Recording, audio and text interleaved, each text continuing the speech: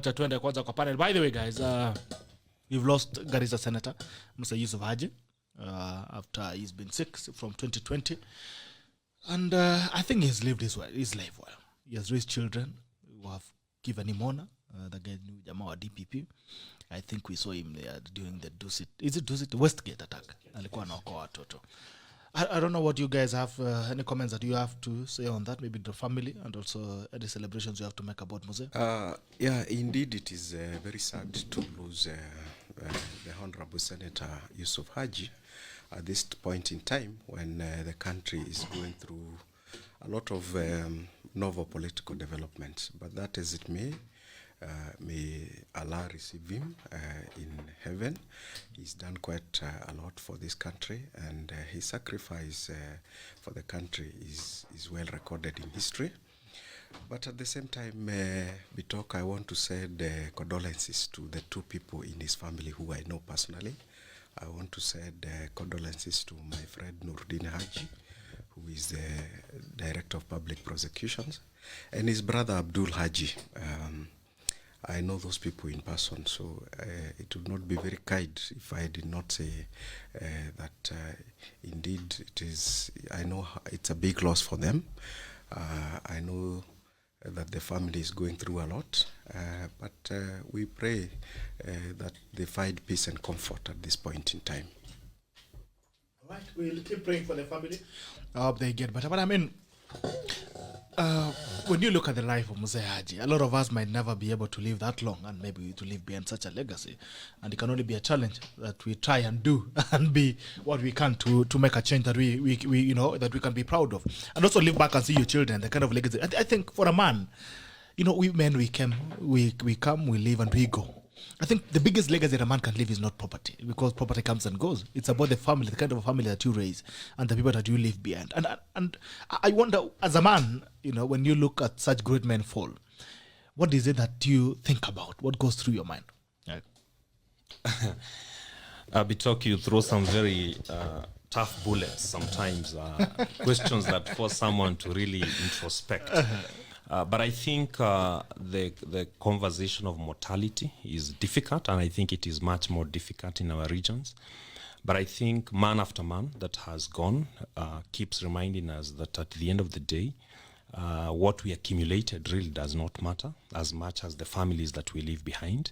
And I think the departure of every great man in this country should remind all of us men, particularly those of us that are younger and have kids that we are bringing up. It should be yet another question on, are we spending enough time with our families, with our children? Are we imparting values in them? Because at the end of the day, it is the values that will hold everything together. I think we have seen very embarrassing moments when you know, families cannot even hold for a week to bid you know, great deceased men, you know, a decent send-off. They begin fighting for what has been left behind immediately. And I think it is therefore a very good reminder that, first of all, nobody comes out of this other life. We all go through the same path. And I think we need to have the end in mind, and we need to ask ourselves, what is it that I'm doing today to make sure that I leave a legacy of a good family when I am finally departed? What is that legacy that you want to leave? Tomorrow, kuna siku tutasikia tu Eriko ametuacha in the next 200 years. Just anytime soon. Yeah. Well, is that something that you really wish you could live? Yeah, you know, I think being in the second half of my life, because I'm past the age of 35, you know, taking the normal lifespan to be 70 means that I'm obviously in the second half of my life. I think you begin to realize that it's not about you, that actually you will live into the future, not through yourself, but through your children and through your grandchildren and through your great-grandchildren. And the heritage that you must impart in them is much more about values. And I think the legacy that I would like to leave behind is to catapult my children to be able to do greater things than I will do in my own life. Right. Yeah. I think Captain Wanderi is you are a senior here. And I don't want to know what as you grow old, what are the thoughts that you start having, especially about the legacy that you want to leave behind? Bitok, when we say the way of men, and a man is not just a vessel. A man is supposed to be the patriarch, the leader, the connoisseur, the person who sets the vision for an institution. And there is no other bigger institution than the family, because a family makes a clan, and a clan makes a community, and communities make a society, and societies make nations. If you look at the life that the late Honorable Senator Yusuf Haji has lived, it's a honorable life. He has been in the public service for very long.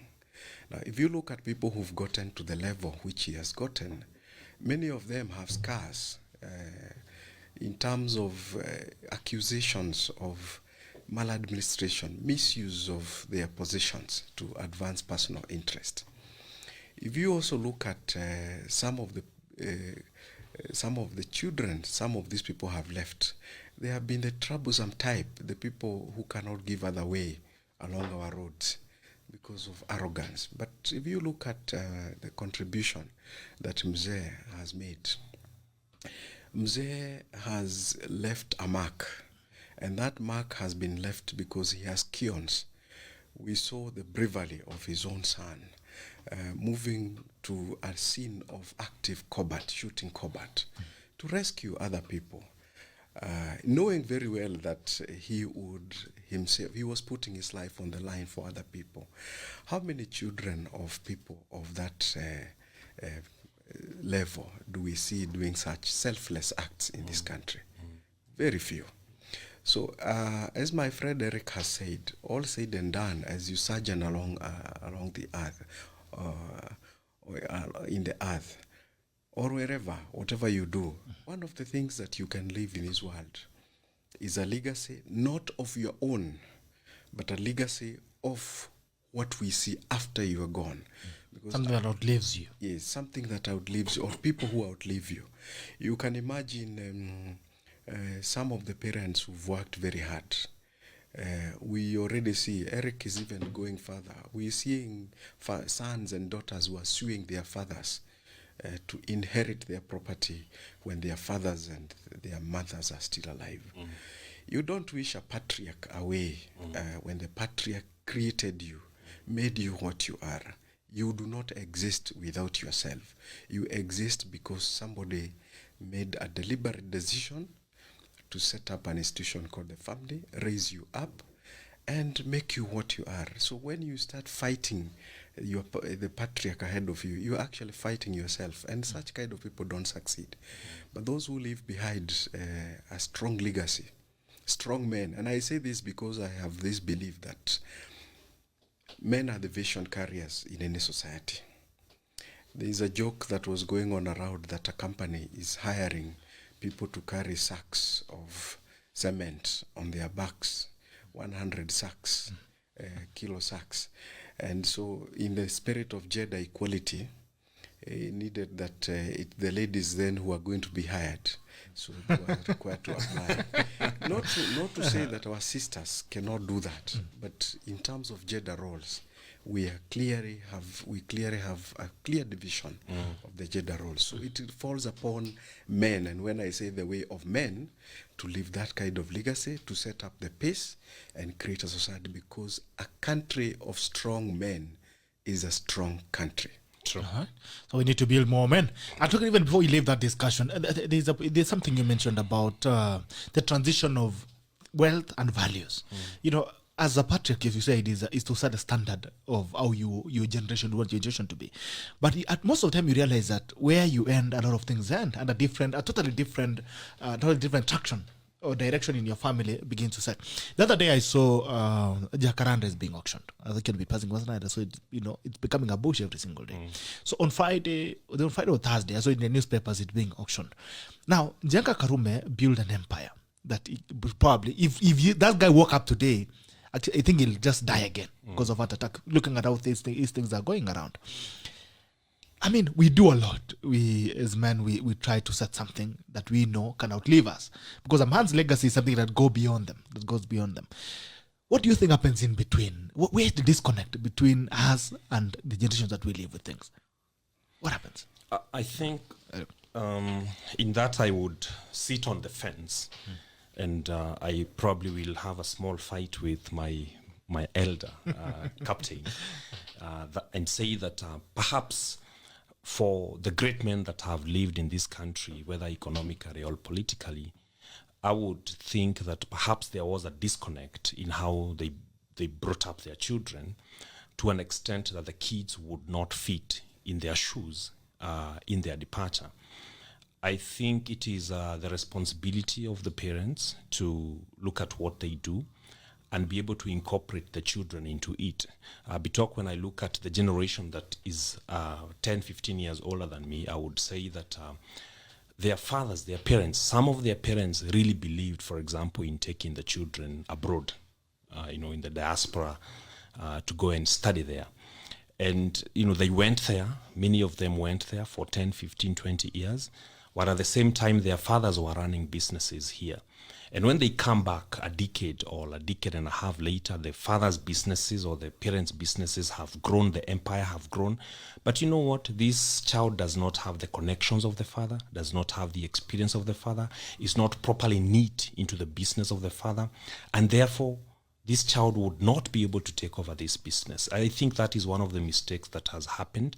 I think the older generation also has been way better in holding to what they do emotionally than any other generation. It's my business. I'm the one who started this school. I'm the one who started this hotel. I'm the one who started this hospital. And therefore, I am not able to let go and have my son come and take over, and move it forward from where it is. But then also, it would be hypocritical for us to just blame the older generation or to blame our parents. I think as the younger generation, also we have been completely impatient. We do not want to trust the process. We would not believe when we meet our fathers' empires as big empires. We would not believe where our father started when they tell us the stories, because maybe there's a day the father was both the cleaner, the accountant, the person making all the calls. And when the father tells you how low he started, you don't want to believe, and you don't want to start there. Bitok, you find that, if you tell your son to come here and start by cleaning your studio, he doesn't want to do that. He wants to start. He wants to start at the microphone. He wants to start by talking to the country. So I think there are mistakes that the old generation has made, but I think the greater mistakes have been made by the younger generation, which has an attitude of just consuming. Consumer attitude. Yeah, consumer attitude. Tugawia hii mari tukule.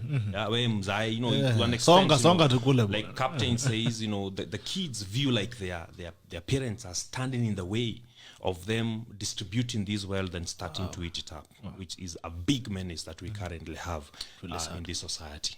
My take, I don't know. That's really sad. Ndio nasikia mahali kuna wamama mjane mwenye ameachiwa anaitwanga nini kwa Kikuyu? Captain, you can help me there. Mwenye ameachiwa mahali wanaitanga kwa widow. The widow. It's called mutumia wadigwa. Na kuachiwa kuna kajina kingine, someone used it somewhere. That's like the reason why a lot of people in Central Kenya, probably in Kiambu, ni watu ambao wameachiwa. Aliyoachiwa vitu. Now, where is the disconnect? Yeah, bas. Yeah, bas. Where is the disconnect, sir? Yeah, we talk. Urbanization and mercantilism is a fairly new concept to Africa. It is only in Africa where, you see, you've started an enterprise here. As Eric is challenging you, bring your son here, and in about 10 years, I would want to see your photograph starting Bitok Gerard 1. Then there is the other Bitok. That's what you find in countries like Italy, in cities like Rome and Paris. You go to an establishment and you can see the history. And also Asian companies as well. Yes, and you're seeing photographs of great, when people go to 1670, because it's challenging. I got challenged when I saw a photograph and a young man was telling me, these are my ancestors. Okay, they started this company, this hotel. 300 years of history. So how many of our people in Africa are doing that? If we look at the so-called princely families in Kenya, they're doing at most 100 years, the Michukis, the Karumes, So, and you can see there isn't, I like what Eric, you've confessed, that there is an impatience of sticking to tradition. In fact, the youth call it the laziness of tradition. which is very sad. When today something has been reported in the Business Daily. You have the share of Safaricom hitting a high of 38.50. 38 shillings 50 cents. Bitok, do you know that 10 years ago the share of Safaricom was 2 shillings and 50 cents? Yeah. We are talking of what kind of increase in value? It's monumental. Sure. Yes. And how many? If you looked at 10 years ago, you probably buying a mobile phone worth 100,000.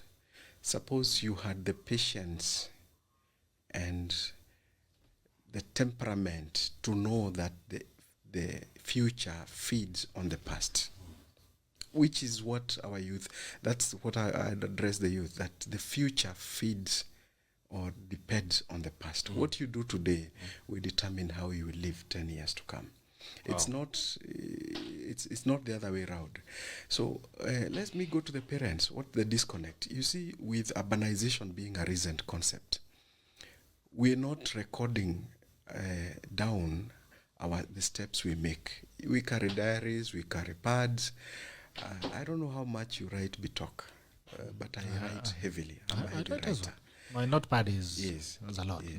And what I do is I want my daughter, to start reading my history. I don't want her to be told by other people. Wow. And I want her 10 years from today to say, I am what I am because I am my father's daughter. And this is the problem we have, that, as you say, we have a disconnect. That if I am not writing and recording the things I'm doing and where I'm going daily and what I'm accumulating, not just in terms of wealth, but in terms of knowledge, then my child will have nothing to hold on. And to hold on, it's not wealth. Actually, friendships, the relationships, you say, Derek, count the most. That's why I know there are certain families where people want to quarrel and fight over families. But you have very strong people, very strong friends. For example, you saw the Michukis, and there was a very strong intervention from the friends of the late minister, Mzee Kibaki, other people, they will intervene. But I also want to look at what happened to the Kiremas. You had one of the sons going to court and saying that because the business is Kirema and Sons, I was an adult when it was started. So I ought to be, the Sons means me. And then we go to we call him the chairman of the men's conference, Mzee Kibor, the sage. And I like to read about that man because he doesn't have the airs of and the aura of the government machinery around him. He's self-made.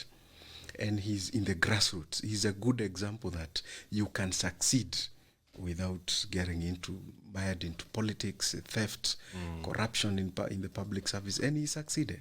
He has an empire. But you can see one of the issues he's been raising is a quarrel with some of his offspring. Yeah. And this is what I'm saying, the impatience and failing to understand what you call what the youth call the laziness of tradition is actually what builds empires. You accumulate over time. You don't make instant. It's not instant coffee. True. The guy who bought 1 million shares of Safaricom, for example, 10 years ago at 250, you spent 2.5 million. How much is he worth today? It's big money. It's worth big money. And this is what we need to be showing the young people. Bitok, I don't know when you entered the Nairobi Stock Exchange, but I had an account there when there was no CDSC, way back in 1998. And I know a lot of people will want to argue, it's a waste of time. No, but you accumulate over time.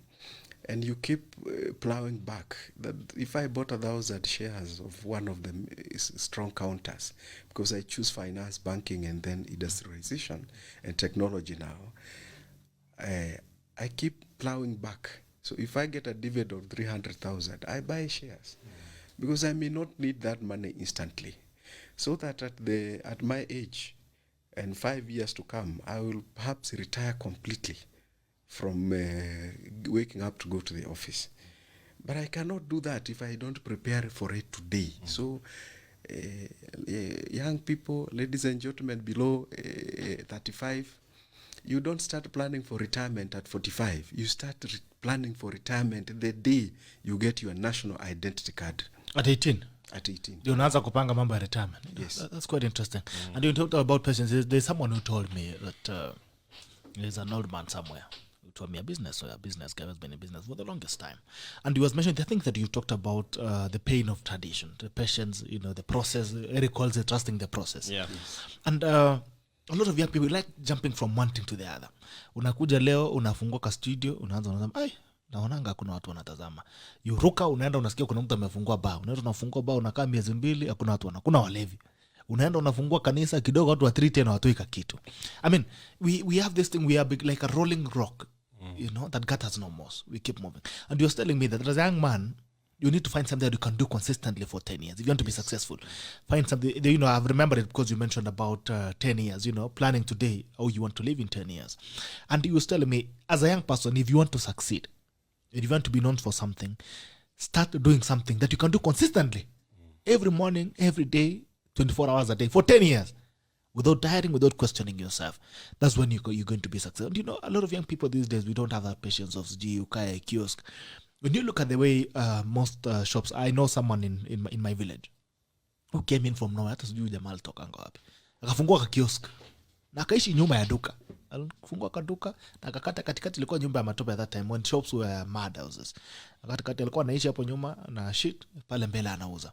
Today that guy he owns the biggest wholesale shop in our area.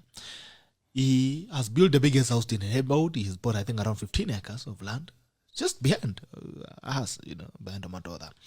And it is just 1 shilling. Ile unaongeza kashilingi.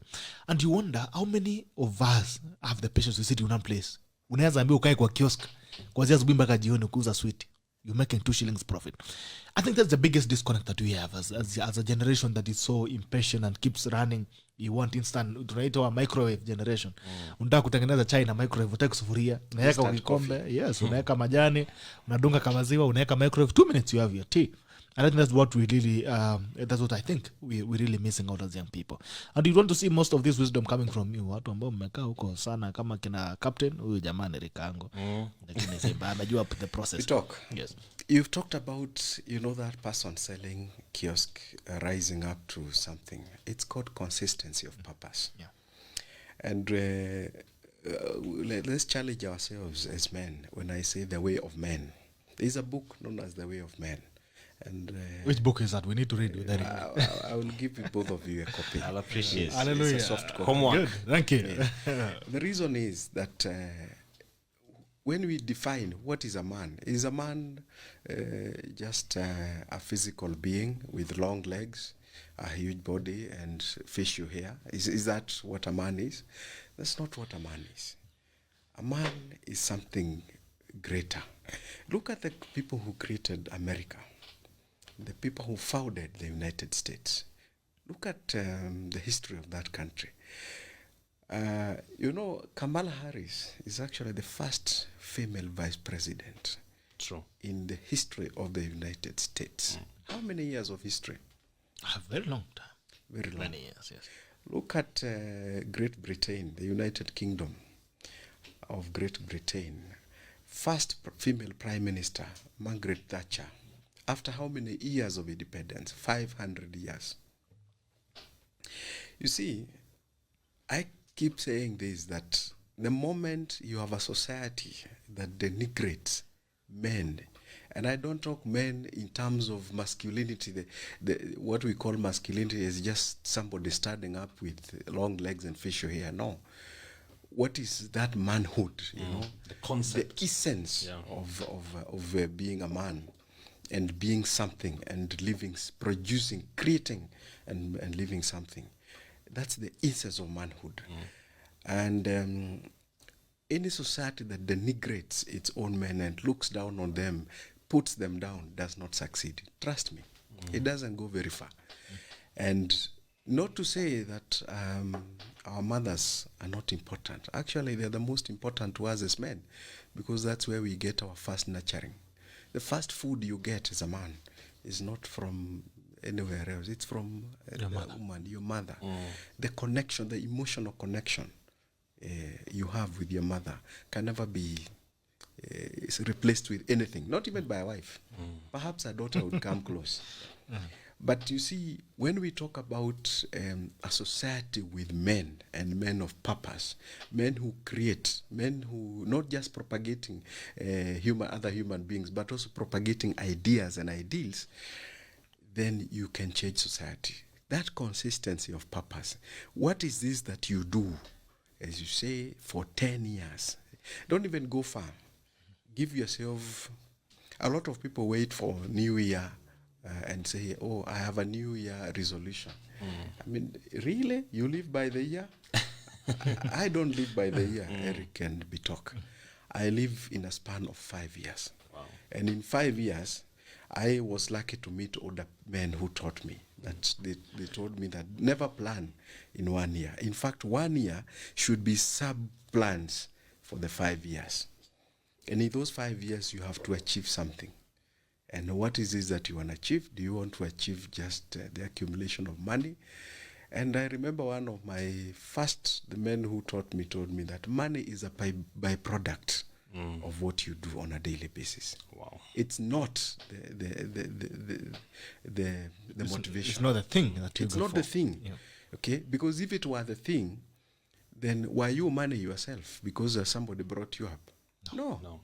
So looking after a child, spending a time even with that child, going out with them, showing them how things are done, that is manhood. Okay? That is manhood. To this day, you have a situation where some men call their mothers, particularly in central Kenya, for anything. Bitok, it's a problem. There's no day my mother gave me school fees. No. Even if she had the money, she would wait until her husband was back. Then he would summon me and my brothers to a meeting. Give us his words and tell you, I have given you this money. Me and your mother have no any other money. If you lose the money, then also get lost. No? Whoever steals the money should steal you also. I learned from a long time ago that some things like construction, my mother would not get involved. She will tell you that's your father's business. You see, then you learn. So this is something that is done by fathers. This is other thing is done by mothers. And you see those gender roles, when you begin to split them in the name of what I call toxic femininity, you lose it, because there are certain things, and that is why you can see you wake up very well, dressed nicely, smartly, because you saw other people do it. Did you learn this from a female? No. You saw other men doing it. Yeah. Okay? And you are in business, and every day you know it is hard, but you're persevering because you've seen others come before you. So I would also challenge the women. If you think that it's on your side, also do something great so that you also leave us a good legacy. Because my good son and your good son needs to meet somebody's good daughter. Sure. Allow me to digress a bit, and when we come back, we'll also look. I would want us to get back at that conversation on men. You know, there's a conversation I've been having with Eric for the longest time, and I don't want us to crack it again, because I feel that is where we are going. Let me just give some guys here some shout-outs. Josiah Kinuthia, there's a guy who's a really good fan. Josiah Kinuthia has been at MP Sha. He's been unwell. I think we need to go and see Josiah. Josiah Kinuthia, please inbox me, send me your number. Alafu tuambie uko wapi hapo. MP Sha will come and see you. Nico Thiongo anasema from Kakamega County, I'm watching, and pole to Haji family. Poleni sana. Simeon Ngata anasema Washington State locked. Mungen Mutetezi, good morning, watching from Bomet. Malakwen Kibed Mtaya anasema chamgia asante sana. Jakam Senior anasema your toughest lessons can lead to your biggest blessings. They also teach you a lot about life and make you see reality. Remember, the bed of roses you're used to is not real life. but more importantly, the challenge will make you stronger than you ever imagined yourself to be. All right, asante sana Jack Masinia. My good brother Johnston K. Kotu anasema good morning bro. Good morning to you my brother. Good to see you this morning. Malakwet Kibet Mutaya anasema ways Kitobu Imanyara. Aya, swala nyeti. It's all the way from Ghana anasema iko tuned in. Morewa Idhanje, how I wish SRC joined hands with ERT to adjust the fuel prices up to get cash for health workers just like they have done for MCA grants. Tunalazimishwa BBI nonsense na watoto wake lazima. Haya, Kariunga Kamusinga, it's always a pleasure having Eric Mwangi on set. May Musa souls rest easy. You are Ruchep Kosgei. Sama good morning. Vajep Kiamaza mwenye walipata hiyo maua inawasaidia aje. Wachaneni ma feelings bwana. Kama kupata maua tulia pole pole. Meza kinyongo pole pole. Honorable Dan Konde, some breaking news. Yusuf Haji is dead. Arabi to him. Asante sana.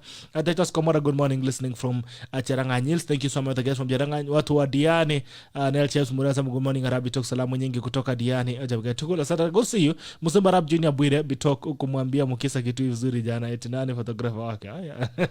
Philip Arab Senior, I'm watching live from Molo.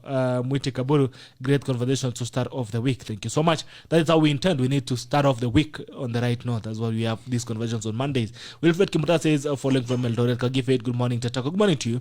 Tetas Kechirchir, and Sabu, good morning, bro. Good morning to my brother, Apollo Mpiri, watching live from Lenana, Ngong Road. Asante sana. Abdimali Kaji, watching live from Takwel, Turkana. Thank you to all the guys from Turkana.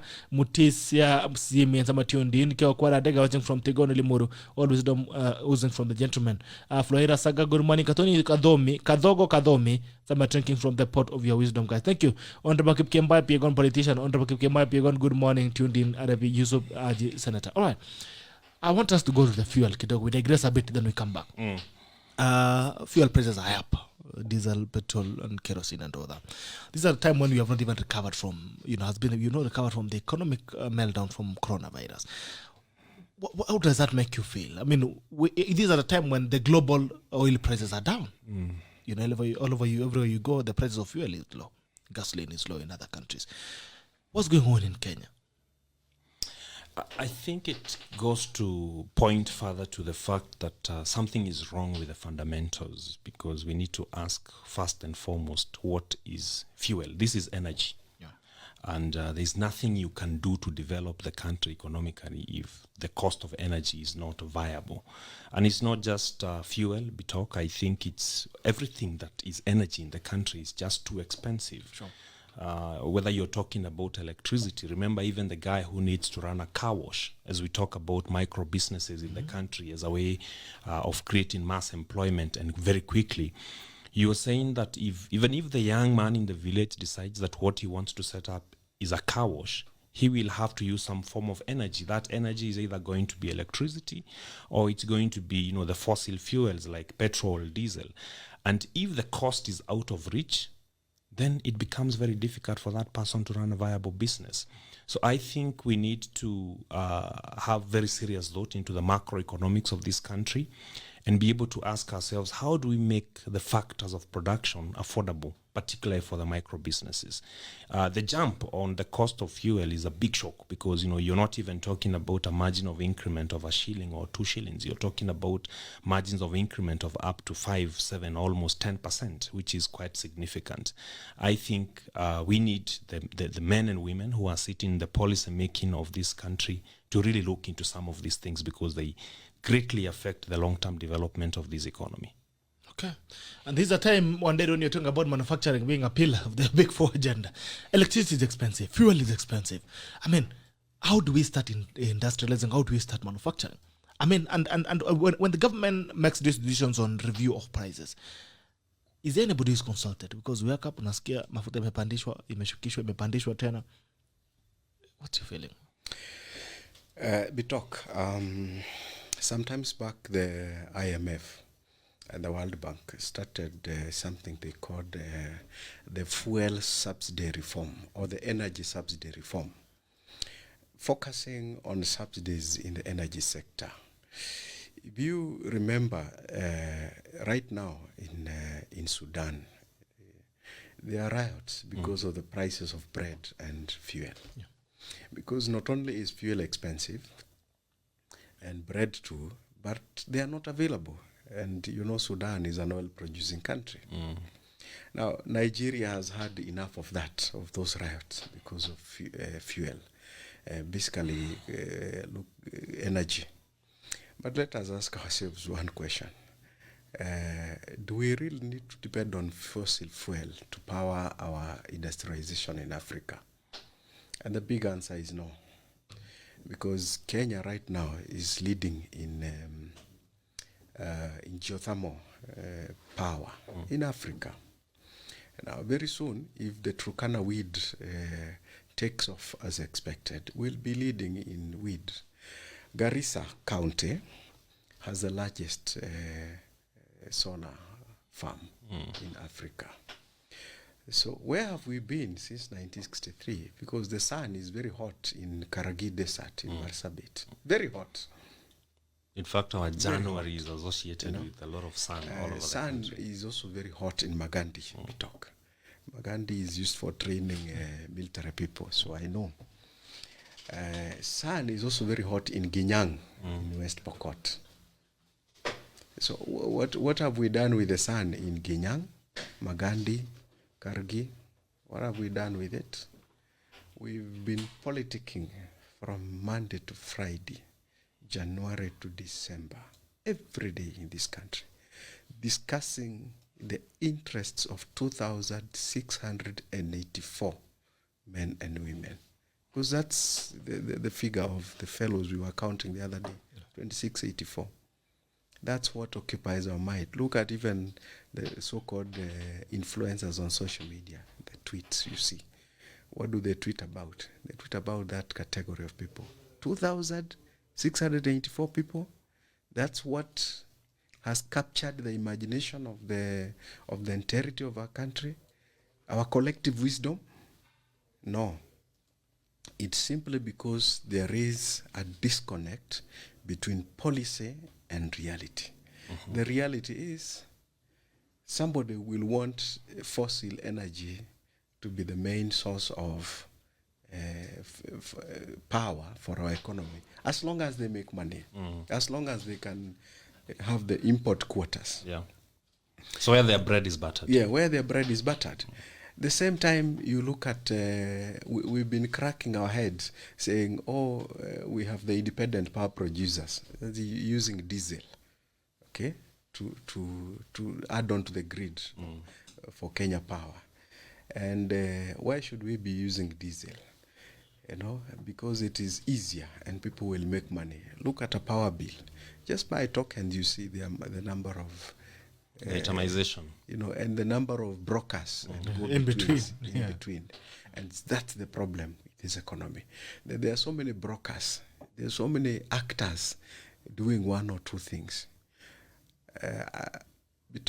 I have an idea of how expensive and what costs are passed to the consumers in the energy sector.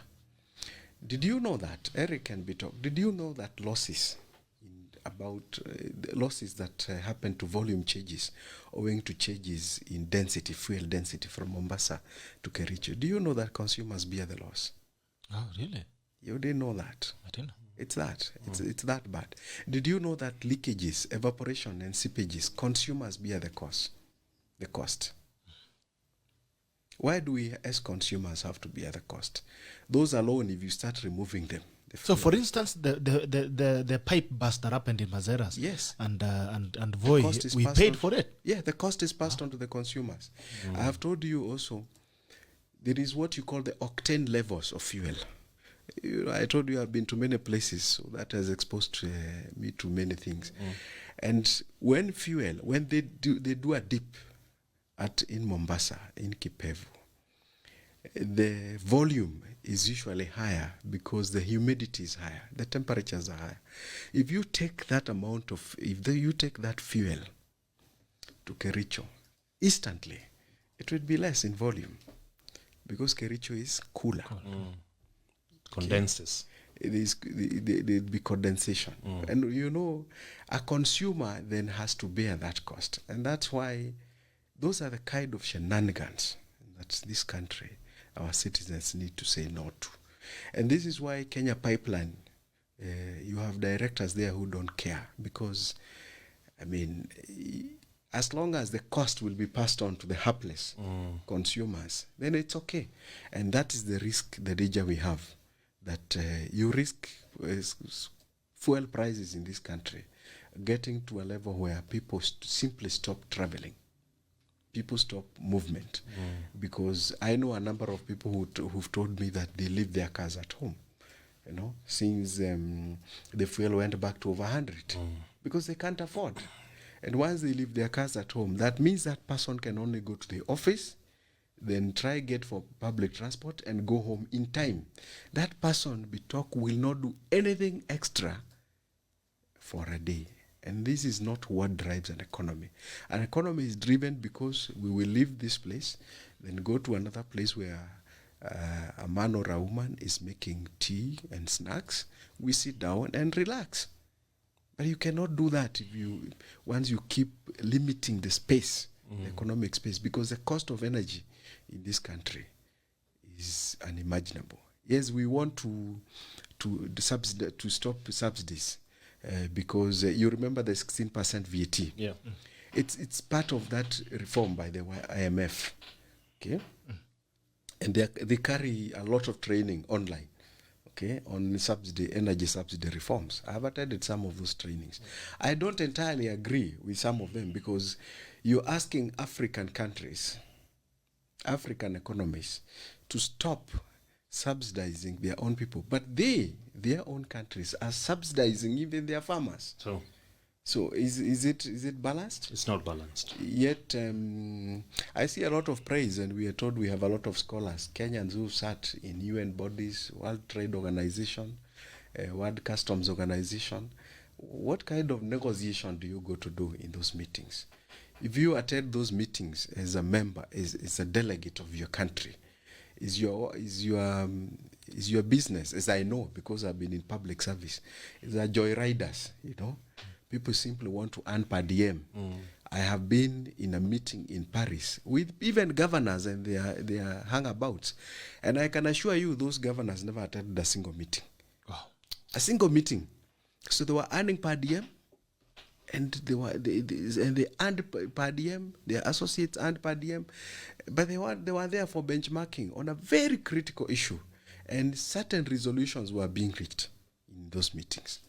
That's the trouble we have, that in all those places we are represented by joyriders, because sometimes in the public service, if you are seen to want to change policy to benefit the public, let me assure you, you will not survive. You'll be no.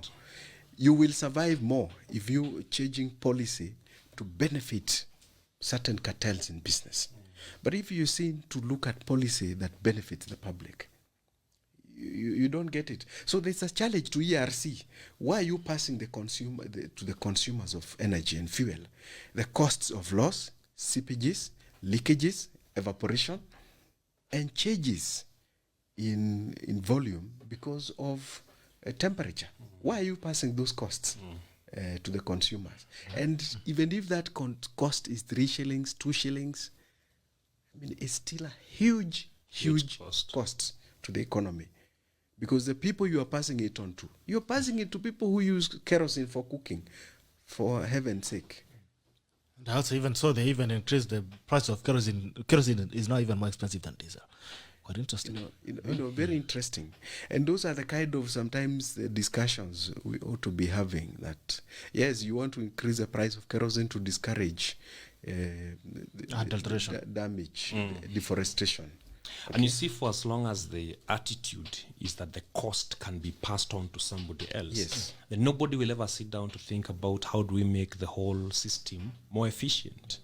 Because the attitude is, you know, at the end of the day, the cost there's goes someone up. who will pay. Somebody will bear the and the question is, I mean, who actually regulates government? Who protects the consumer? Because it looks like we are the mercy of the decision makers at the parliament, you know, in government. They wake up today, and because maybe they need to meet a certain cost, they decide, okay, what do we increase today?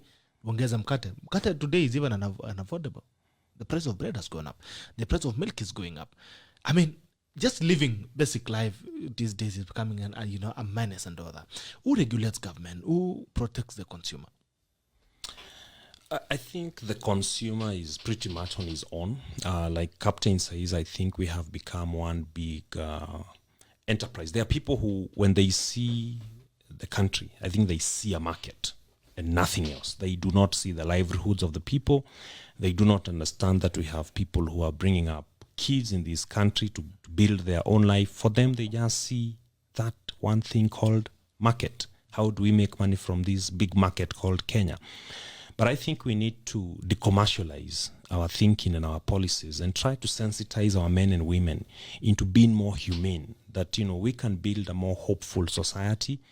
We can build a society where everybody thrives if we are just not just thinking about that one thing called money. You know, making more money today from sugar, more money today from fuel, making more money today from electricity, and begin to understand that we have a responsibility beyond that issue of making money, that we have a responsibility to build a country that people can thrive in. You know, people can thrive in as academics, people can thrive in the charity world. You know, a society that actually functions and works for everybody. Because we talk, I can tell you for free today, I think there is only one dimension to the Kenyan life. If I was to ask you, what is the Kenyan dream?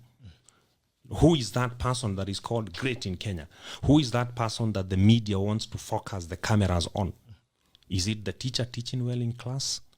Or is it not just the politician, the person that has accumulated a lot of material wealth? What happened to us recognizing as heroes? You know, for example, that doctor who just made a medical invention and is saving lives in Kenyatta National Hospital. What happened to us recognizing the great men in the police force who are showing acts of humanity to protect the security of the country? What happened to us recognizing the men and women who are fighting in very marginalized areas of this country to make sure that they help fight ignorance there? Because it's like the Kenyan script of who a great man is a politician driving a big car.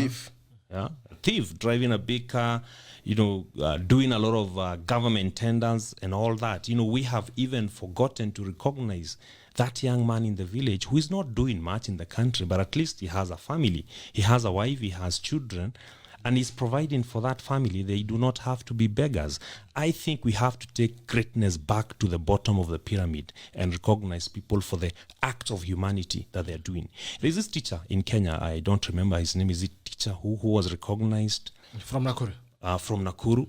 I want to ask you, Bitok, why did it take foreign media to recognize our local teacher internationally? Why hadn't he been recognized locally by the Kenyan society? But you see, like Captain says, our minds are far from the heroes in education. Our minds are far from the heroes in nursing, in health. Our minds are very far from the heroes in charity. All our cameras are focused on this one thing called Mheshimiwa. Mheshimiwa? Yeah.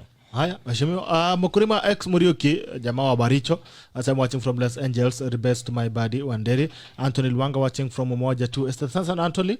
Ato Media, Sabu, good morning. David Kamau, good morning. Team Tackle, Captain Akiwa, Show Ikomoto. Stephen Flames, Tomaga, locked in from Thika. Thank you. Wekesa Kelvin, good morning. Watching from Kisumu. Nice discussion. Thank you so much.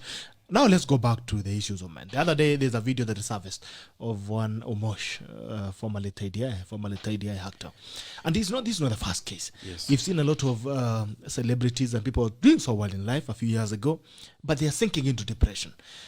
And you keep wondering, because every time such a case comes up, we say, let's fundraise, and then we forget again until another case comes up. We also saw some other guy who was a Tusker Project fame, who was abusing drugs in Thika. Yes. He had relapsed into a lot of crazy things. And we keep having discussions about men who collapse, how celebrities and people who get in the limelight quickly part with their fortunes. Today, a guy is doing well, he's rolling, he has these big cars, he has women all over him and all that. Then suddenly, we are now fundraising for food. We are fundraising for rent for celebrities. Why do these guys part so fast with their fortunes? What happens? Bitok, there's something called the fantasy of fame. Fantasy of fame. Fantasy of fame has no value. It has nothing you can hold and touch. Today, you can be very famous because you're appearing on people's screens every day. And there seems to be a big issue, especially, I don't know, he's a psychologist. He has knowledge in that area. But I have a lot of friends, by the way, in the media, a lot of friends. And I talk to them. And I ask some of them, apart from being this famous, you know, people have this belief that when you're famous, you're appearing on TV screens, you're making a lot of money. True. And I say some of them seem to have bought the idea that I tell them that today you're famous, tomorrow you will not be. You need to fade away. Okay, you can't live on fame, but you can live on what you work on. Yeah. Now, in 1995, Bitoka, I used to be an actor in Kenya Broadcasting Corporation. Really? Yes, burden of KBC. proof. Yes. Hi. And we were picked by our principal, Professor Joseph Nyasani. He was then the principal of the College of Humanities and Social Sciences in the University of Nairobi. And he used to read news at KBC. And let me shock you, we found these payment vouchers. Professor Nyasani used to read the news as fun, you know, not to earn money. But he approached us when we were in law school and told us that, look, young people, I've asked these people that there is VTB, which runs alongside, which is more of a comedy. I want you now, people, to run a real court, a moot court on TV. And I was among the people who were lucky to be the initial actors. Should look for that file. We need to. And our director is a man I respect a lot, Mwaita Kiseo. I think he's still in business. And a lot of people don't know this, but I acted burden of proof, and I got my part of fame. Because I would go to towns like Nakuru, and everybody wants you to sign. You are an actor. An autograph. You are the prosecutor in burden of proof. But I earned some money, Bitok, yes, because we were being paid for the sessions. What did I do with my money that time? I remember I met a lot of people in KBC that time, and everybody was talking. But somebody came to talk to us and said that this money you earn here is paying for money, because he said this money, the product is you. You are the product. Yeah. You're the actor. So there is this feeling that I can still act tomorrow. You see, you have this feeling, I'm not going anywhere. Eric, I'm still here. Yeah. I will be here tomorrow. So if I earned 2,000 this week, next week I can still earn 2,000 because the pay was very low. Yeah. I know the vouchers. So that person told us that they very believe that you are everything. The product is you. You're the in thing. The script you write, you get. So you are the raw material for the program. He said it's very self-deceiving, and so he told us that the way to get out of this is that this money, because it comes little and little, look for something to buy to remember. So did I buy something? Yes, there is some area called KBC with the big masters. You go towards Ukabani, Kagudo Road. So I went to buy land there in Matungulu. KBC. 1995. Because you see, that is the only, we were told to look for something to do with that small money. Yeah. So that small money you are getting weekly, you go and get a voucher. I went and put it there. The land is worth some money now. You know, the area is still developing, but you can get the sense in why those people go down, because of what I've said. He's a product. He or she is a product. Is the script, the raw material. So it's not going anywhere. So why are you telling me to invest? True. I'll still be here. Yes. And unless somebody now begins to understand that even raw materials retire, True. even very resourceful people Come obsolete. and they get tired also, and they can get indisposed. And that fame will disappear. And after you go home and after people stop watching you on the screen, you have a life out there.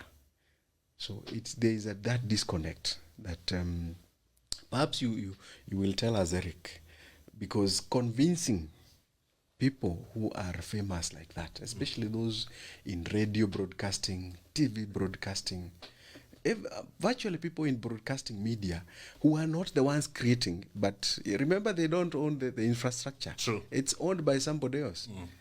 So you've seen some of them have even gone to become members of parliament, courtesy of the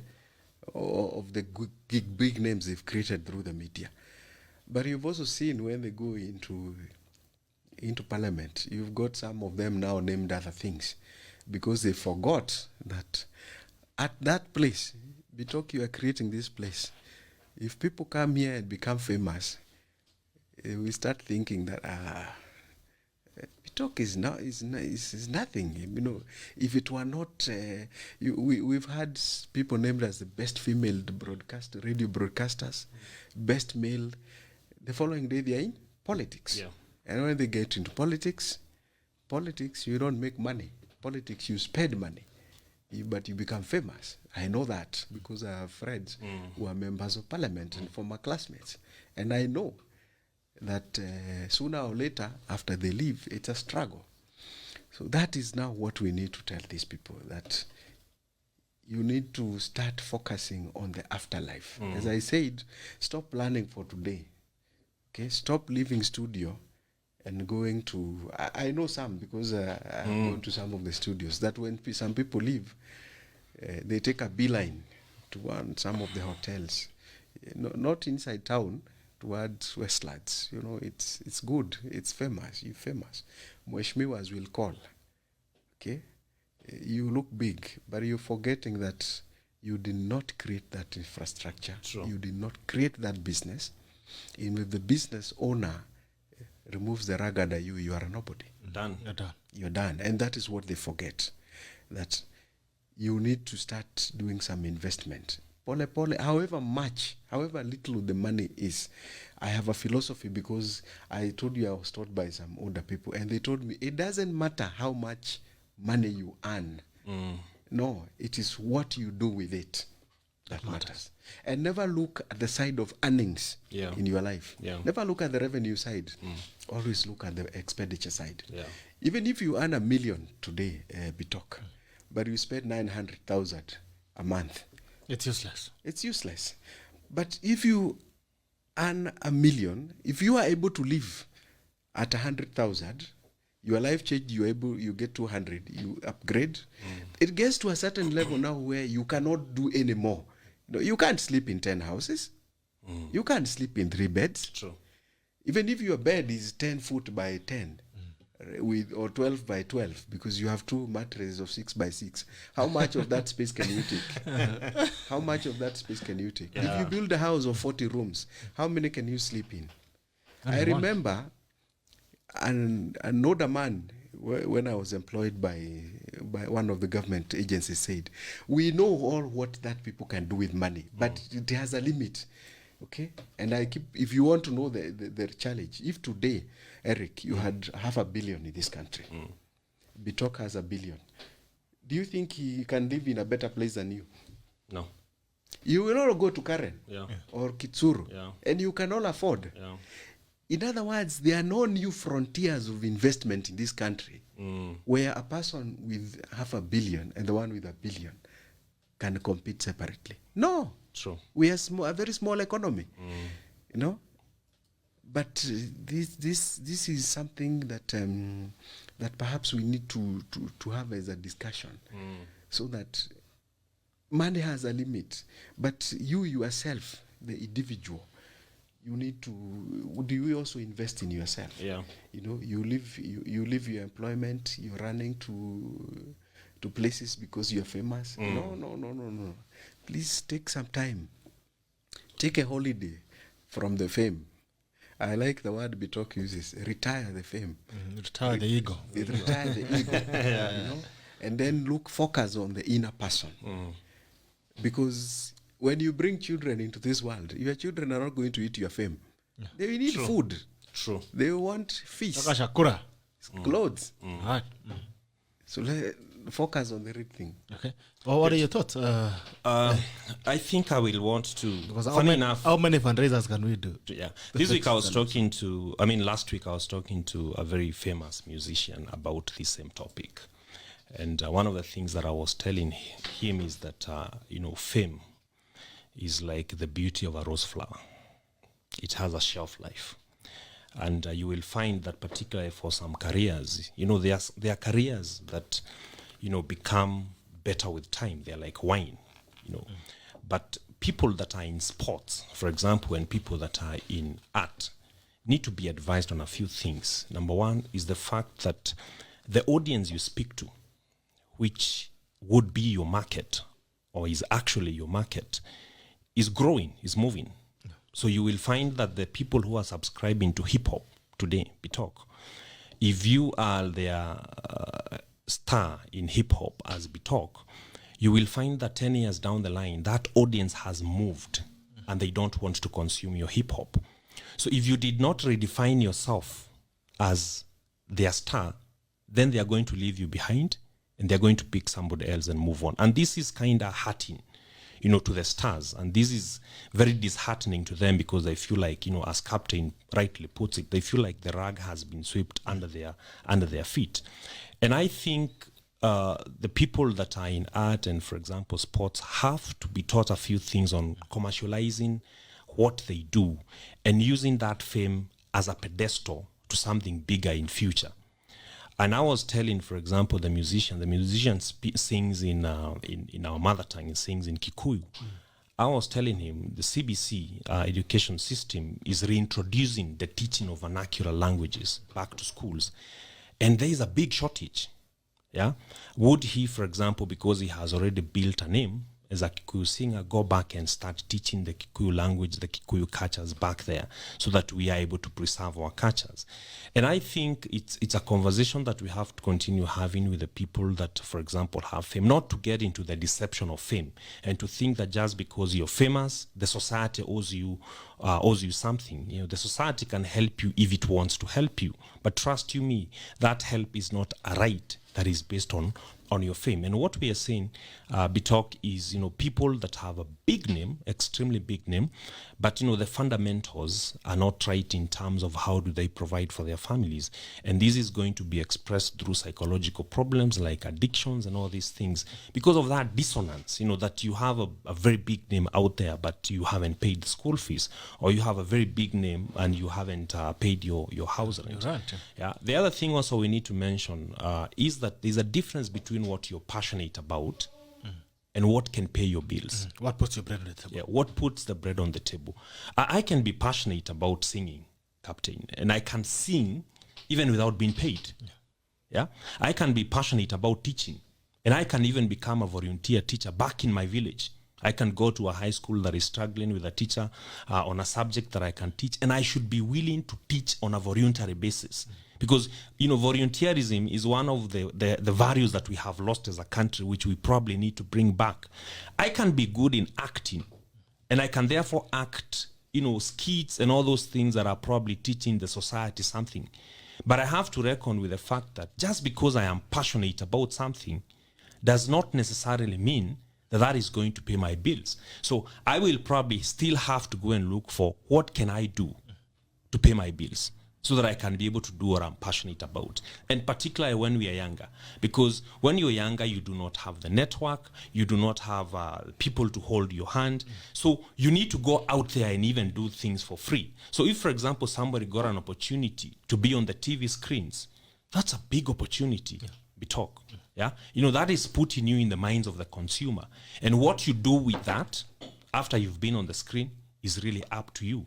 You can assume that it will always be like that. You will always be needed on the screen. Or you can be able to use that as a foundation. To transition yourself. Transition, have a hotel. People will be saying, this hotel, it doesn't belong to anybody. It belongs to that guy that you see on TV. Start a business that works for you as you do what something you're that pays your passionate bills. about. Yes, something that pays your bills. So I think, if you we not have drawn an the example, line. Bitok. Yes. I like when Eric puts it this way. We celebrate Wanyama, we celebrate Oliech. But nothing captures my attention than Mama Oliech, a fish. You get? Yeah. That name, that brand was Transition. commercialized. Yeah. You get? And it benefited not only his mom, his late mom, it also benefited the people who work, the people who supply to the restaurant, and also the consumers of them. And actually, it even benefited the owner of the brand. I mean, the Oliet himself. Yes. Because he collapsed. His enterprise collapsed. His talent collapsed. Yeah. I think the only thing that's left of the Oliet now is the hotel. Yes. You know, with that thing as well, they ended up supporting. Yes. So I look forward to looking at the stars we have. You know, we've seen people transition. Some of them have been in media, like where Bitok is now. They've transitioned and they are doing other things. Some have become writers. Some have become advisors on the communication. Okay, because they left. There's only so much you can do on radio, on TV. Yeah. After some time, you've got to leave and do something else. Something else. Yes, because as you say, even the consumer base is changing. We used to have, the guys used to run the KBC shows, the music way back in the past. Kina Christopher Kirwa. Yes, Kero. Yeah, you put that for my son. He will not even recognize Yes, you get There's this You guy know who used him, to have Bitok. reggae. I know Yeah. Chris. There's this guy who used to do reggae shows. What was his name? You also went to Metro. and you know we had Mwangemi. yes, we Jeff had Mwangemi. TV people like Bat Muksin. You know, they are not there today. Yeah. And this is what the current stars and forget. That you here today, tomorrow you are. You're not there. You're not there. But look at people like Leonard Babu Botella. They lived as, because you represent something. After moving, the late Mohammed Juma Jokona, Yeah. even after retiring, still called on Citizen TV to run other things because it's something you created over and above Yeah. the fame. And you would notice people didn't know Mohammed Juma Jogona when he was at KBC. He used to broadcast football matches. So, you know, Al Salala, Goli Mengia. These guys will not recognize that. Yeah. The youngsters will not recognize that. But if you didn't get a match commentator in the name of Mohammed Juma Jogona, it used to be interesting. You would think that you were actually in the field watching. He would bring the screen. And we didn't have TVs, but you would know that this team and this team is playing. So and so scored. So and so is a good player. Mpira umezidi. Mpira umezidi kiwaja. You know, words, you learn words. So Becomes very graphic in here. Yeah. So then you transition that fame to something else. Something else. So it may be, I mean, the long and short of this thing is that we can say that we don't have the lines. We don't separate, you know, our showbiz life from our personal life. Yes. From who you are on the screens and then who are you on the screens. Because you also, like, there's a very, I was also watching a feature on Joro of Papa Shirandula. And they were showing us the interpretation, you'll build matatus and shops and all that. And these are the same guys who are in the same industry. Someone doing something else with their lives, and someone else is wallowing, you know, who got lost in the fame and euphoria that comes with it, and forgot that you need to build something that you can retire into. You know, fame is something that comes and it's with us so fast. So I think we can almost say there's no line. Most of the young people do not separate the line between fame or what you do and then what your life actually is. You even take that fame to your house. You think it's what defines you. But you forget that something that people have given you. It's like a loan. Because fame is like a loan. It's something like you've been in for some time, then it disappears. It moves away to someone else. True. Totally different. Yeah. And I think people forget that consumers change every day. Things that people watch today might not be things that people will watch tomorrow. Tomorrow, yeah. You know, for instance, the conversation we're having today might not mean anything in the next 5 years. If we don't transition this, we don't try and move with time, then we lose in between. Now, we're already there. As a man, where Moshi is right now, for instance, apologies to use him as an example, but it's something that's happening across board. Now you're there. How do you recover from this? How do you recoup? Do you sit and cry and say, you know, man, maybe I commit suicide or I just move around and keep crying? Where's the turnaround? As a man, wapi ndio unaanza kuokolea unarudi sasa kutoka leo? Bitok, let me start with very basic things. You know, I know young people, right from my own village, who've gone into broadcasting. Can I shock you? These are people. I was a board chairman in the village for 9 years in a school. I was in another board for 15 years. These are young people I've seen go to school. But because he became a radio broadcaster and he's famous, he wouldn't pick my call. Yes, he wouldn't pick my call. Well, it's okay, granted. But you're forgetting that however high you fly, one of the principles of aviation, however high you fly, you will return to the home base. You will still land. And how, if you left, if you did not take care of the runway, okay, as you're taking off, then you're going to crash land because the runway will not be smooth. And this is the danger these guys have. That the ones I know, you even text somebody, he wouldn't answer your text. Yet, I am not even asking for help. You know, as an elder, perhaps there's something I even hear somebody make a mistake, particularly even in mother tongue, because some of the ones I know are in vernacular radios. Yeah. You even said him a text and you tell him, no, what you said is, the meaning is actually this. And he wouldn't respond to you, okay? In fact, if you ever met, he will dismiss you because you're not famous. But you're forgetting that you will not be there forever. True. You will get out. So my advice to them is, please get back to reality. Sober up. When you get famous, remember the people, create Genghis Khan. When Genghis Khan was fighting from China or from the steppes in Mongolia and went all the way to Crimea and virtually captured the entire Europe. There is one thing he did. Wherever he passed, he created new principalities and left princes. He caused intermarriage between the royal families there and his own sons or daughters to create related princes and princesses and kings who would allow his passage back home. So as you climb up the ladder of fame, please create along the way, create other principalities who will hold you in case you need to return back to reality. Because Genghis Khan knew that he would have to go back to his home base because the lads he was capturing, he doesn't belong there. He has a home. And his reign in those foreign lands was not assured. But this is what the young people who become famous forget, that some of them we would talk every other day. I wouldn't mention their names, but I know Mheshimiwas who will not respond to you. But wait until the elections results are out and you failed. Now you want to send us text messages and tell us, I am back. Okay, you are back. Karibu sana. Why should we fundraise for those kind of people? You see, that's a debate we should be having. When you are famous, that fame, some people use their fame by attending even events. I know one famous person who doesn't charge to go to schools. As you said, volunteering.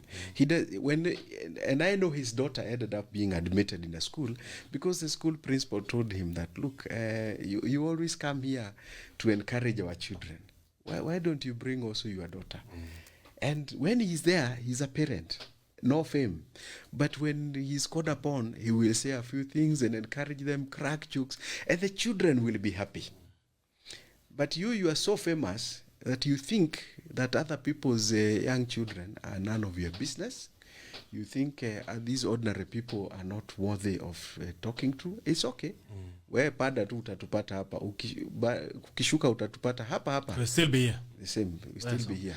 Eric, where is the turnaround? When you record, when you hit rock bottom, kisha gonga mawe, where is the turnaround? We have to be real with life, because the end of life itself is death. Every one of us will die, meaning that all of us will experience the lowest moment of life, which is the end of life itself. And I think we need to be real with everybody and tell them that there is no guarantees that your life will always follow an upward trend. And you need to ask yourself, who are you without that fame? Who are you without that apartment? Who are you without that car? Who are you without that big name that you currently have? And I think when we find the answers to this question, we begin to move forward, that it is okay to wake up one morning and you have nothing. Yeah, because it looks like we have become so engrossed into the things of this world that we define our lives on the basis of those things, Bitok. But you see, even the celebrities, when they wake up and they have nothing, including the name, maybe they've lost the name, they hadn't started with a name, but they got the name. Yeah, they hadn't started with the money, but they got the money. So if you lose all these things, why should you worry that you cannot start all over again? Many times it is because your ego has been bloated to a point of believing that you cannot restart all over again. I think we need to reinstitute in ourselves the understanding that you can lose everything and start all over again. Bitok, on the 18th of this week, my son will be turning 10 years. Uh-huh. Congratulations. And he told me that I asked him, what gift do you want Daddy to buy for you? My son, by the way, Captain, wants to be a pilot, so I should have you sit down with him. Yeah. And You're closer to him more. he wants a drone. This is going to be like the second or that drone I have bought for him. I have bought other drones before that. He crashed when he was younger. And I told him, this time for me to buy you another drone, you have to cram and recite a poem for me. So I gave him a poem by Rudyard Kipling this morning called Eve.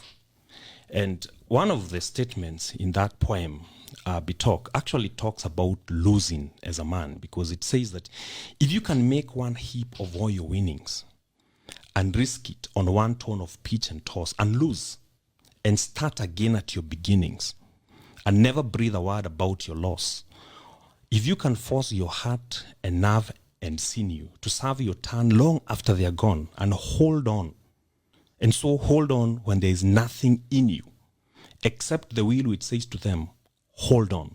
So Rudyard Kipling gives conditions, and the conclusion of all these conditions, maybe one day you'll give me an opportunity to read this poem.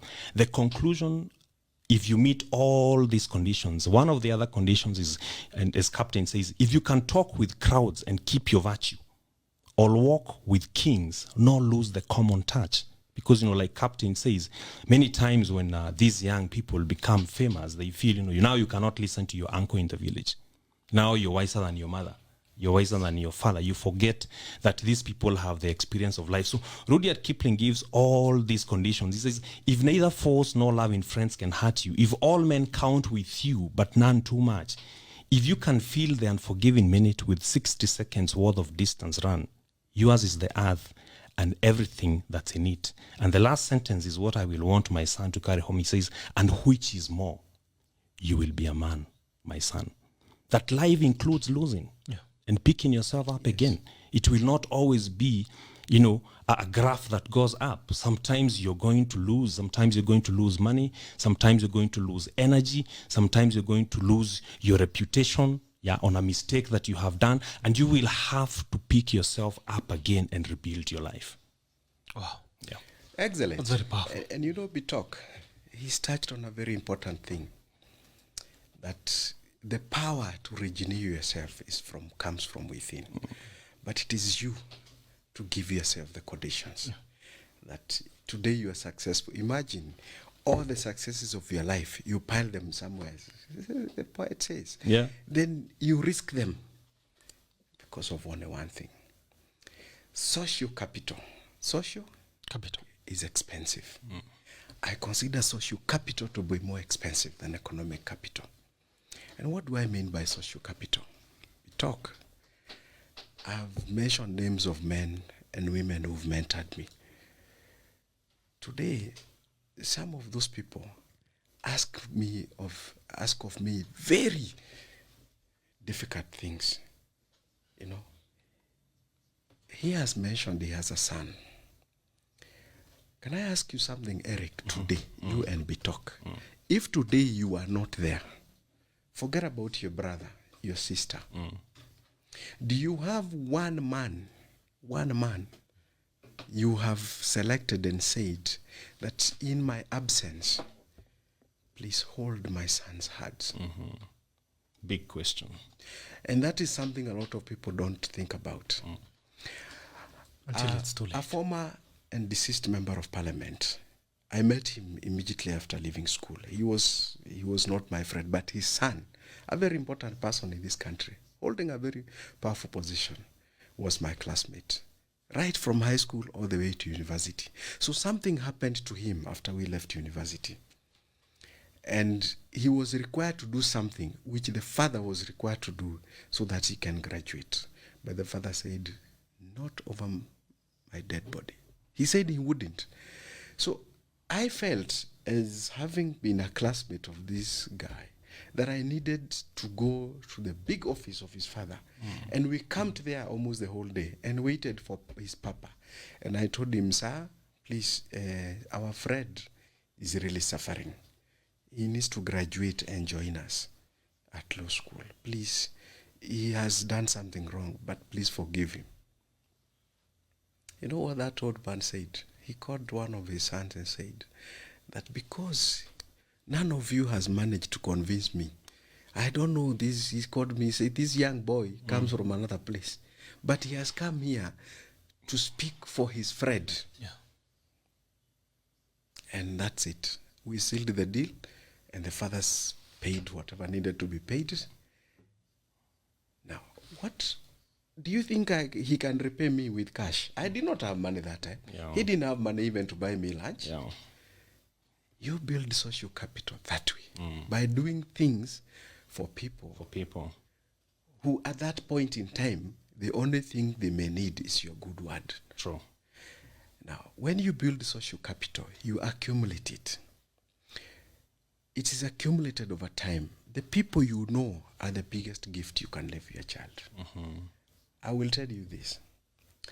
I have two good friends of mine. They are older men than me. But if their daughters came around, I would hug them or their children. And there has never been any suspicion.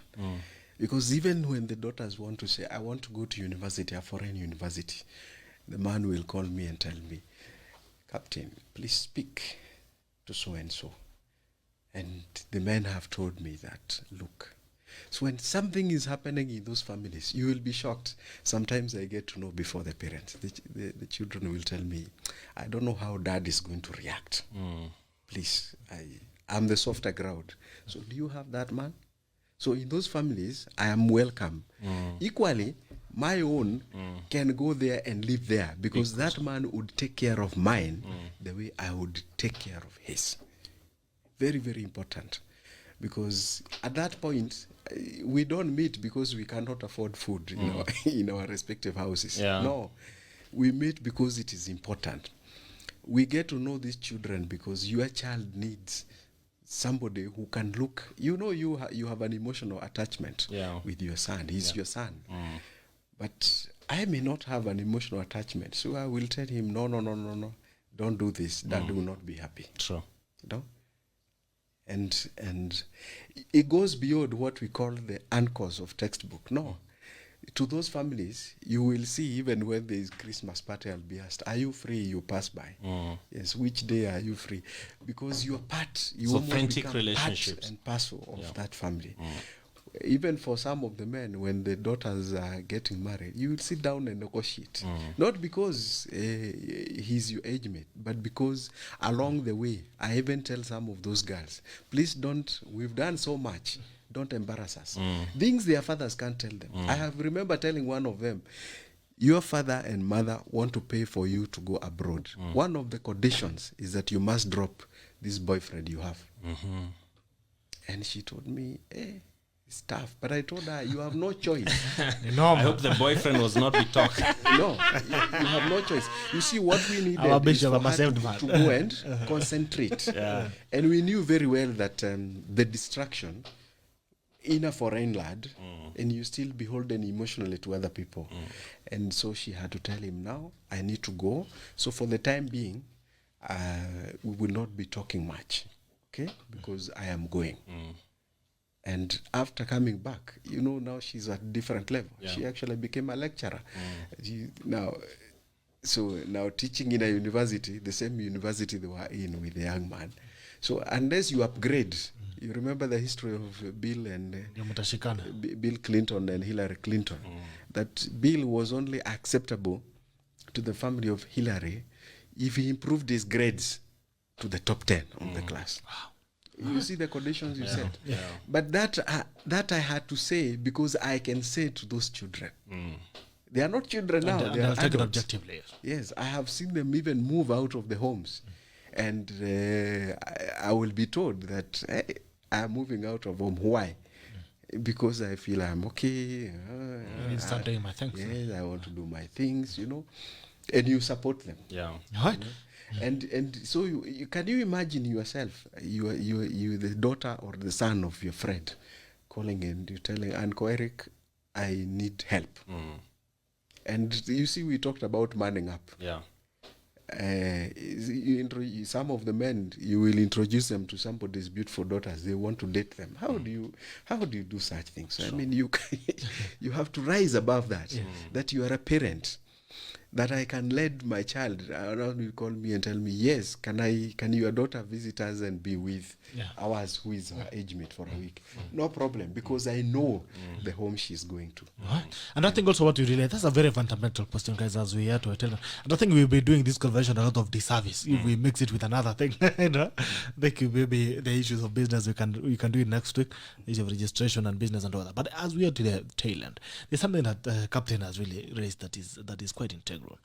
And I think the biggest thing that has lost between us, our generation, is integrity. You cannot trust every man around your family.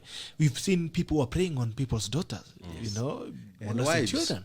And wives, bwana. Unapata jamaa unafikiria ni best yako ni bro, kumbe uko pia anakusaidia in the bedroom.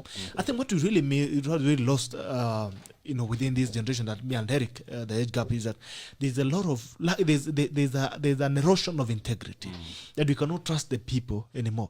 You cannot trust a fellow man to stand in for you when you're not there. The first thing that happens if we, God forbid, if I pass away today and Eric is my brother, is my friend, one sure thing is, the first thing, nikisonga hata kama sijageuka huko ndani, jamaa ashaanza kukatia mama. I mean, that's something that's happening. Sorry to use that as an example. But I mean, the integrity has lost to an extent that you don't know who to trust and who to trust anymore. And you wonder, where do we reverse the value of friendship? That you can know, this guy got my back and actually got my back. But even in business, the person you think is your friend is digging you back. Yes. Huko nyuma yendi anakuingilia, anakukata miguu.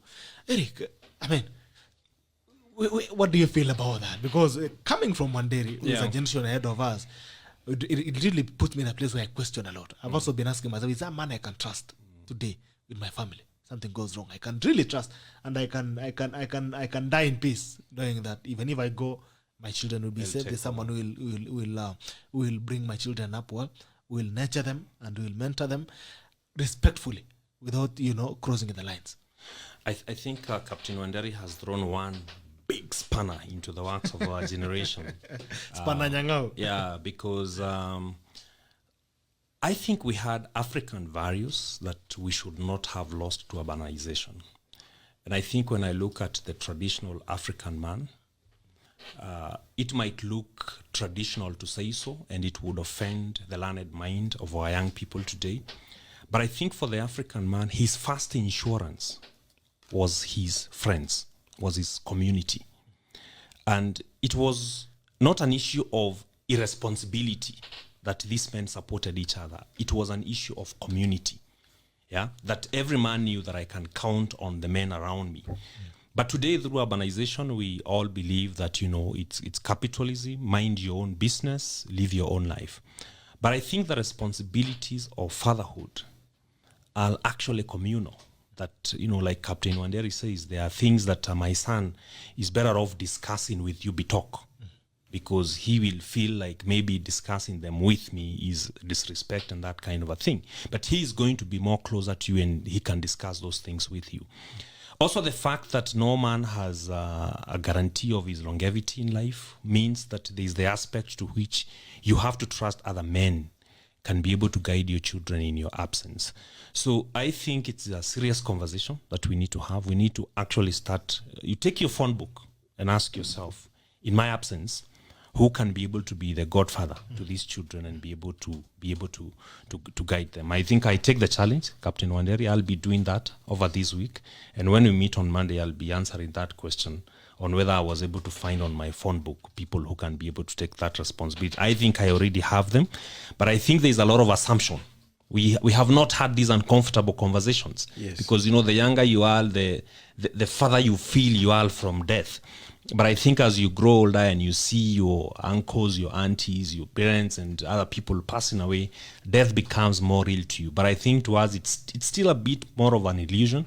But I think, quite honestly, in the last 5 years, I have seen some of my friends pass away, and we have to sit down and start asking ourselves, now he's gone, he was our friend, how do we ensure that this boy remains in school? And I can comfortably say that there's particularly one family where we are standing to say that this boy has to continue with education. We had to raise an education kitty and make sure that the boy goes to school. I think we have to rebuild the trust, we have to rebuild the integrity, and be able to say it's not about us.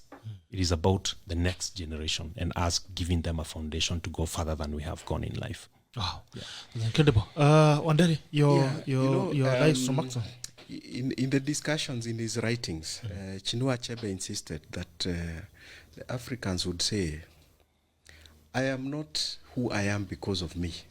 I am because we are. And because we are, therefore I am. That issue you've touched on, integrity. I've told you I have many friends, but only 2 give me that trust. Only 2. And sometimes it's an onerous task. An onerous task. You can imagine somebody's daughter is dating a young man he knows is not up to no good, but he is unable to tell her. And now the responsibility has to fall on me to go and tell the young lady, look, we are not doing this because we don't like you. It's because we love you. And you don't cultivate that trust in a day. It takes a process along the way. The social capital, remember, again, Chinua Achebe wrote, we do not invite our relatives for a feast because they do not have food in their granaries. No, it's because we live in a community. We commune together. And if you want to understand the importance of that, is you look at the big clans, especially in the world. Even among our brother Barack Obama has entered those clans, you know. So we've seen it. It looks very funny that in the sitting arrangements of the former presidents of the U.S., Mrs. Michelle Obama will always sit next to George Bush. Yeah. It actually Isn't raised it? a controversy. I mean, wherever they go, but in South Africa we saw them every other meeting. And what does George Bush do?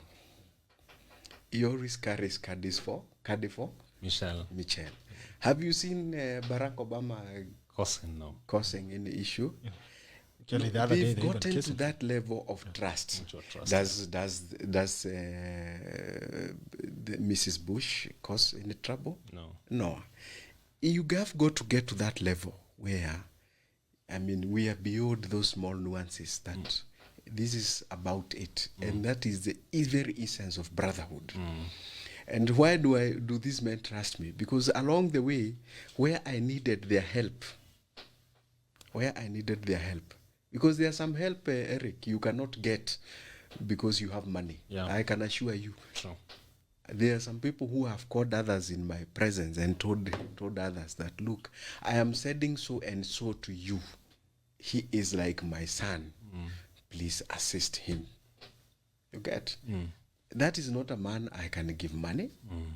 I cannot give him anything. He has a lot. He has a big name. Yeah.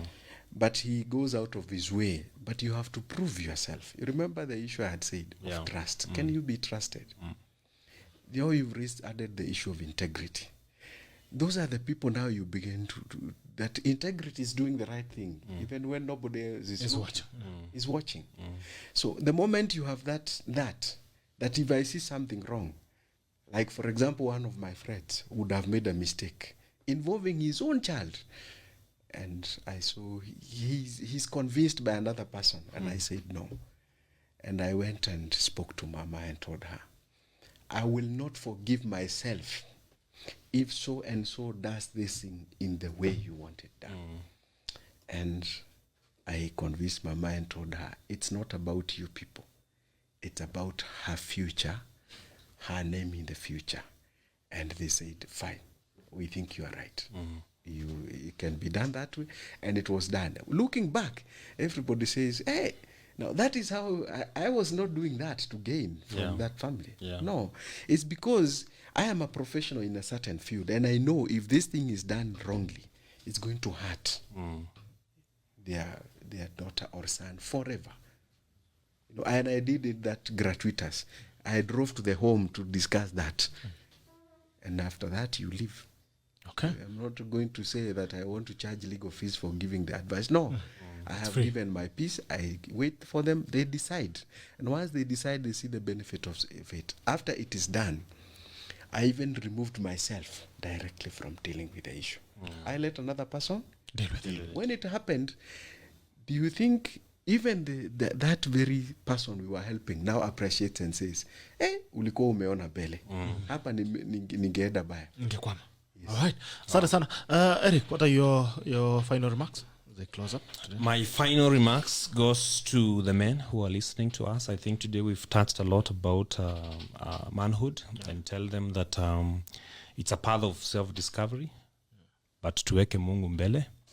We accept to learn from the men who are ahead of us, and learning from the men who are ahead of us is not just about learning from their successes, also learning from their failures and avoiding to fall into the same pits that our fathers and our forefathers have fallen into, while at the same time having the courage to live our lives and experiment and pick ourselves up and move on when we fall. That is the true essence of manhood. Wow. Your final remarks, Captain? Yeah, for the men and even the young women, in life there are stages. Stages, the years 21 to around 30 is the age of experimentation. Experiment. In fact, move from one job to another. Try many things. Contrary to what Bitok had alluded earlier. That is the age you try. After, between the age of 30 and 35, please begin to centralize, begin to actualize all those things you are doing. Okay? Because at the age of 45 to 55, there is nothing much you can do. You can only consolidate that which you have gathered. So experiment, ages 21 to 30, gather, bring the pieces together. 30 to 35, 35 to 45, you consolidate. 35 to 45, you consolidate. 45 to 55, create the flagship. Because after that, believe me, there is nothing much you can do. Yes, and I also learn from older people and since I know the floor I'm approaching 5th floor very speedily. I can't go backwards. So there are also things I did then, I cannot do now. At that age, you can take all the risks you wish. Okay, but after age 30, stop risking. Start gathering. After age 35, you are stopped completely from risking anything. You don't risk. After 45, you risked, you are gone. And we can't recover you. Even if we love you as however much we love you, we wouldn't be able to bring you back. As much as people say there are second chances, at that point, the chances are slim and slim. But before that, you can run around, and nobody will take you seriously. For the young men particularly, opportunity cost. Today, you are famous, you're doing all, you're young, you're strong. Chebet, Shiko, Atieno, they're okay, they're fine, they look at you nicely. But let me give you the shock of life. That opportunity you have and that strength you have, tafadhali, jega boma mapema, lea familia, wachana na nyama mwitu. Wachana na nyama mwitu. Don't try to domesticate foxes at all. You don't. There are people who are just that way. You know, a fox may be very beautiful. You know the brown fur fox, Bito. If you look at the picture, it's a very beautiful animal. It has even a mane. You know, it's one of those dog family with a mane and a very nice, beautiful tail. But is it possible to domesticate it? No, it's still a fox. That is the allure of what some of our young men fall into. That you look at all the beauties. Please learn early to differentiate the allure of beauties and vixens, and then settle and create that institution and become the vision carrier for that institution. And I like challenging a lot of them. If you look at social media, a lot of people don't know you. They may not know Bito, they may not know you. Don't live your life there. Okay? Do things. Some people we know their children, where they go to school, how they dress, what food they eat. I mean, that's what we are calling the showbiz and personal life. Should be very, very separate. Because your son is not part of this. True. He will have his time. So let him live his life as a boy. Let him be the boy. Let him grow up. At 18, he will be a man. He will make decisions on his own. Himself, yeah. And it's something I like urging, even the young ladies, you know. Then stop competing in corporeal space.